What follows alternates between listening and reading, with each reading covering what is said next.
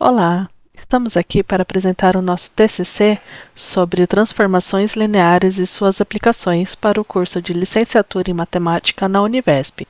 O grupo é constituído de Islan Cruz, Iara Papais e Carolina Pires, com a orientação de Lorene Stringueta. A nossa apresentação vai permear a introdução, onde abordaremos também a justificativa e os objetivos, os espaços vetoriais, onde falaremos sobre os subespaços vetoriais, a combinação linear, a dependência e a independência linear, a base e a dimensão. Também falaremos sobre as transformações lineares em si, onde serão abordados o núcleo de uma transformação e o isomorfismo. Em seguida, serão as aplicações dessas transformações lineares, como, por exemplo, o posicionamento de um braço robótico, a aplicação dela na educação, na criptografia e a classificação de imagens com redes neurais, seguida pelas considerações finais e nossas referências. Nesse estudo, nós abordaremos conceitos de álgebra linear e, consequentemente, de transformações lineares, que foram publicadas por Euler e Lagrange em meados do século XVIII. E posteriormente por Gauss, que também estudou assuntos sobre as matrizes de transformações lineares. Esse nosso estudo buscou o entendimento e a compreensão sobre essas transformações e, em sua totalidade, a aplicação ao contexto atual contemporâneo. A partir dessa compreensão destes conceitos, a modelagem e a solução de problemas são facilitados, como na tecnologia e na computação. Buscamos também contribuir com o raciocínio lógico e a capacidade de abstração, que são necessários para o desenvolvimento das habilidades matemáticas e analíticas. Essa investigação visa contribuir com o avanço do conhecimento nessa área e fundamentar o desenvolvimento de novos métodos, teorias e aplicações. O nosso objetivo geral é compreender a aplicação da transformação linear. E como objetivos específicos, trazemos o uso da transformação linear na sociedade, aplicação em modelagem matemática em contexto computacional e transformação linear, e a contextualização da transformação linear no campo da inteligência artificial. A parte em que vou falar é sobre espaços vetoriais. Espaços vetoriais são um conjunto não vazio que contemple as propriedades associativas e comutativas. O que quer dizer? Que a soma e o produto entre os seus vetores dentro desse espaço, ele é válida, né, dentro de cada um de uns espaços vetoriais, né? E sua multiplicação por escalar, onde a gente vai chamar de vetor. O conjunto que iremos trabalhar somente será sobre o conjunto dos números reais, né? Não iremos abranger sobre o conjunto dos números complexos e assim por diante. Dado uma matriz, seja em R2 ou R3, podemos fazer sua plotagem dentro no plano ou no espaço, né? Se for entre R sobre N dimensões, já não podemos exemplificar de maneira gráfica, né? Mas iremos limitar entre R2 e R3. Um subespaço vetorial é um vetor dentro de um subespaço onde ele pertencerá a um espaço vetorial. O que quer dizer? Que vai constituir de vetores, né? Seja N vetores, onde possui um espaço contido. Podemos dizer que seja um conjunto correspondente às seguintes propriedades, né? Tem que conter um valor nulo, né? O vetor nulo, que é zero.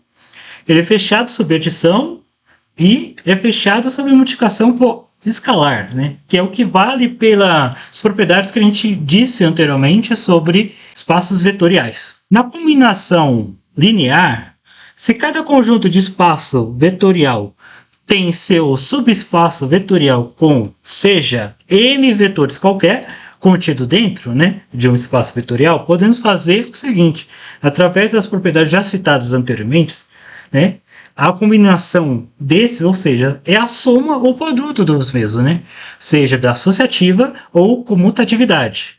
Podemos ver também que, nessa imagem que mostra a seguir, a combinação linear com posição do espectro contrário à combinação inicial, podemos ver um espectro transladado ao contrário, né? Como se tivesse feito a rotação, né, de uma combinação que fiz, que gerou um V3, né?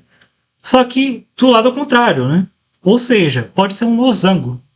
Então, nessa combinação linear, eu posso fazer um espelho da inicial. A dependência e independência linear, que podemos chamar depois de LD e LI, é uma combinação linear onde, se for o caso linearmente dependente, LD, C e somente C for uma combinação linear de outros elementos, ou seja, combinação linear de outros vetores, espaços vetoriais de outros vetores.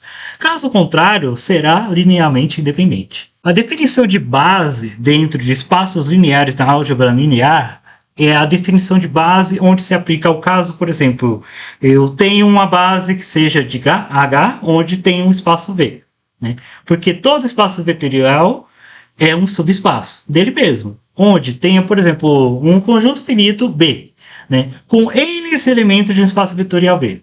Então, o conjunto B será linearmente dependente e gera espaço vetorial V. E podemos ver aqui a seguir, na imagem ao lado, que uma tupla ordenada em R3, né, vai ter sua base H, né, dentro desses três vetores orientados de formas diferentes. A dimensão de um espaço vetorial V é o número de elementos de uma base para V, que se denotarmos por dim, né, de dimensão, né, de V. Caso V esteja dentro de um espaço vetorial E, o conjunto vazio é uma base para V e a sua dimensão V é igual a zero, né? Então, vetor nulo. Qualquer base de um espaço vetorial tem sempre o mesmo número de elementos. A transformação linear é uma função específica dentro da álgebra linear, onde o foco dela é o quê? É ter um operador linear no espaço vetorial. Seja um espaço vetorial V, onde que de um espaço vetorial para outro satisfaz as seguintes condições para a gente tratar como transformação linear: homogeneidade e aditividade. No caso de homogeneidade, é o mesmo sentido da propriedade para o espaço vetorial, onde que tenha o produto de associativa, que quer dizer que um vetor pode ser somado ao outro. E aditividade é para o caso de multiplicação por escalar, né? Seja um número qualquer, por exemplo, K pode ser multiplicado por cada vetor dentro da sua transformação. Se a gente vê aqui no caso ao lado o diagrama, né, podemos ver um caso de entre dois vetores, né, em R2 e passando para R3. Né. Podemos ver que no R3 a gente adiciona apenas mais um vetor para, dado uma resolução qualquer de uma transformação, podemos definir o que será do R3 se partirmos de um R2. Né. O que será o terceiro elemento, no caso a cota Z. Um outro exemplo bacana é de transformações lineares, podemos definir uma função para dobrar o valor de seus vetores. Né?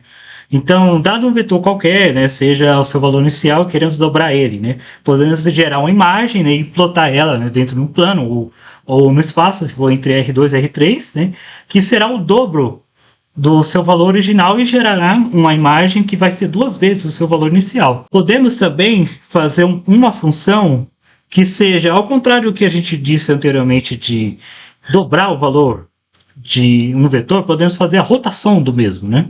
Então, se a gente pensar uma matriz de rotação para alterar o sentido de nossos valores, devemos seguir as seguintes propriedades. A matriz R, né, chamada de matriz de rotação, deve ser ortogonal. O que quer dizer? Sua transposta deve ser inversa, né? E o determinante da matriz é igual a -1. Né? Então, a cada vez que a gente imputar, né, colocar valores dentro dessa transformação e aplicar sobre ela, né, estaremos rotacionando, ou seja, um θ, né, um θ variável, para um novo valor qualquer, né, que desejamos alcançar.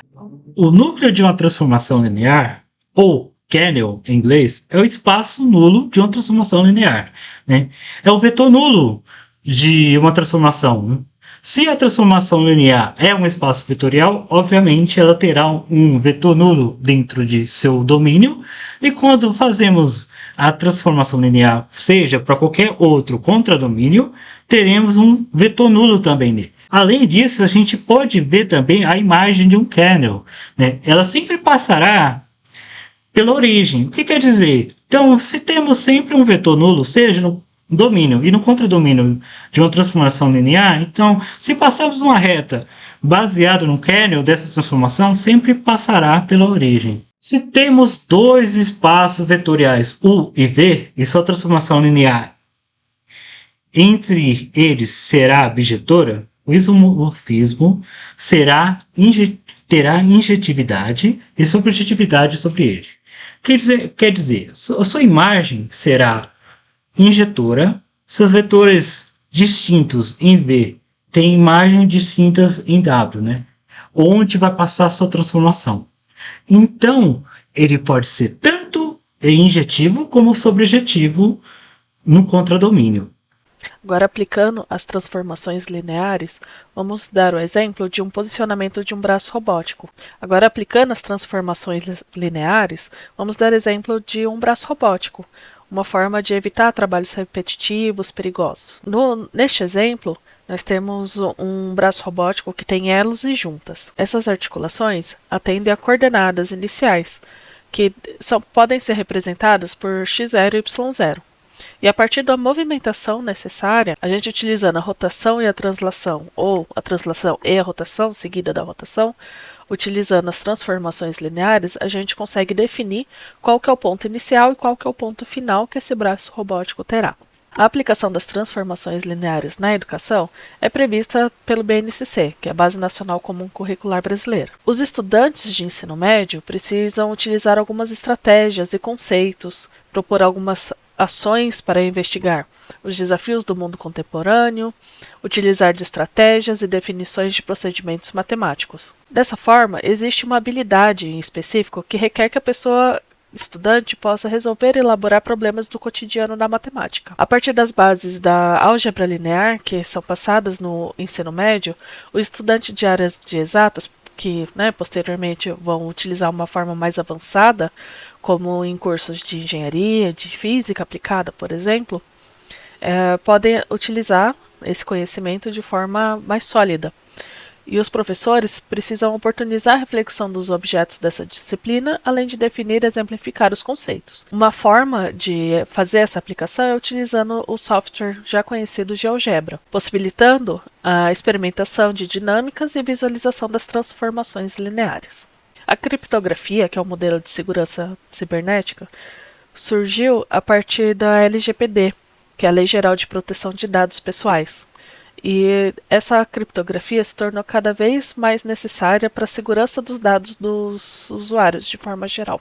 Nessa imagem, a gente traz uma proposta, que foi apresentada pelo Silva em 2009, uma tabela de randomização. E a partir da transformação linear, a gente consegue fazer alguns operadores matemáticos, e promover uma cifragem do que está escrito. A partir da transformação linear aplicada, usado neste caso como algoritmo, existe uma mistura de 2 em 2 letras na palavra, o que promove essa criptografia. Já a utilização em redes neurais, que tem uma camada de entrada que recebe as características das imagens, uma camada oculta que processa essas características e uma camada de saída, que produz a classificação final. Utilizando funções não lineares, por exemplo, um neurônio pode ser representado por equações. E a partir da função de ativação não linear, permite que a rede neural aprenda a classificar imagens complexas, por exemplo, como imagem de gatos e cachorros. A utilização de transformações lineares em redes neurais tem se mostrado eficaz na produção e na resolução de problemas de classificação e regressão em inteligência artificial. A álgebra linear e transformações lineares têm muitas aplicações em diversas áreas das ciências e tecnologia.